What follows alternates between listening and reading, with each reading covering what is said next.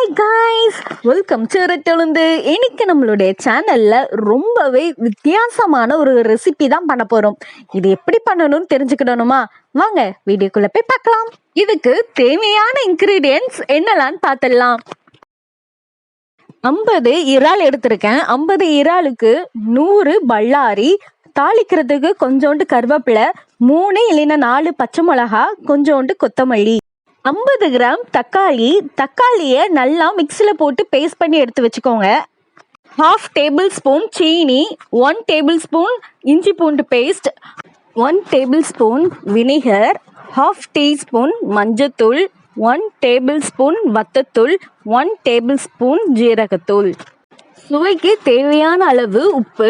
அவ்வளவுதான் இன்க்ரீடியன்ட்ஸ். இப்போ வாங்க இது எப்படி பண்ணலாம்ங்கிறத பார்க்கலாம்.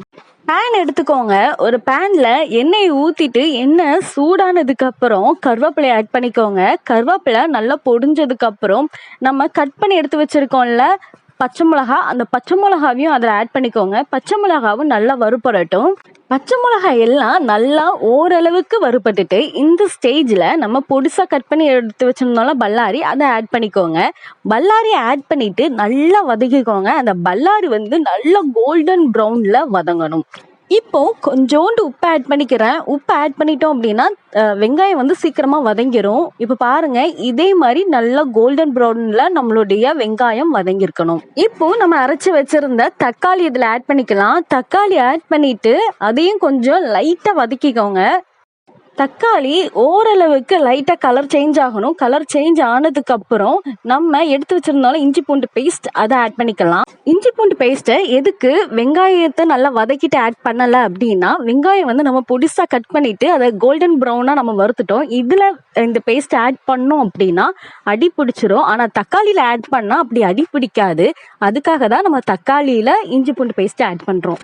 இஞ்சி பூண்டு பேஸ்ட் தக்காளியோட ராஸ்மெல் போனதுக்கு அப்புறம் நம்ம எடுத்து வச்சிருந்தோம்ல மசாலா, அதெல்லாம் இதில் ஆட் பண்ணிக்கலாம். ஆட் பண்ணிட்டு நல்லா வதக்கிக்கோங்க. எண்ணெய் பிரிஞ்சு வரணும். அந்த ஸ்டேஜில் வரைக்கும் நல்லா வதக்கிக்கோங்க. மசாலாவில் எண்ணெய் நல்லா பிரிஞ்சு வந்துட்டு இந்த நேரம் இறால் ஆட் பண்ணிக்கலாம். இறால் ஆட் பண்ணிட்டு லைட்டாக வதக்கிக்கோங்க. இப்போ டேஸ்ட் பார்த்துட்டு உப்பு கம்மியாக இருந்தால் உப்பு ஆட் பண்ணிக்கோங்க. எனக்கு கொஞ்சம் உப்பு கம்மியாக இருந்தது, அதனால உப்பு ஆட் பண்ணிக்கிட்டேன். இப்போ இந்த ஸ்டேஜில் கொஞ்சம் தண்ணி ஆட் பண்ணிக்கோங்க. தண்ணி எதுக்காகனா நம்மளுக்கு கிரேவியாக வேணும். அதுக்காக தான் நான் இதில் கொஞ்சம் தண்ணி எக்ஸ்ட்ராவாக ஆட் பண்ணியிருக்கேன். தண்ணி ஆட் பண்ணதுக்கப்புறம் இந்த ஸ்டேஜில் கொஞ்சம் சீனியும் ஆட் பண்ணிக்கோங்க. சீனி ஆட் பண்ணிவிட்டு சீனி கொஞ்சம் கேரமலைஸ் ஆகணும். கேரமலைஸ் ஆகுற வரைக்கும் கொஞ்சம் லைட்டாக அதை கிண்டி விட்டுக்கோங்க. இப்போ வினிகர் ஆட் பண்ணுறேன். வினிகர் ஆட் பண்ணிவிட்டு ரொம்ப நேரம் குக் பண்ணக்கூடாது. லாஸ்ட்டாக கொத்தமல்லி இலையை மேலே தூவி விட்டுட்டு நம்மளுடைய ஸ்டவ்வை ஆஃப் பண்ணிட வேண்டியதான்.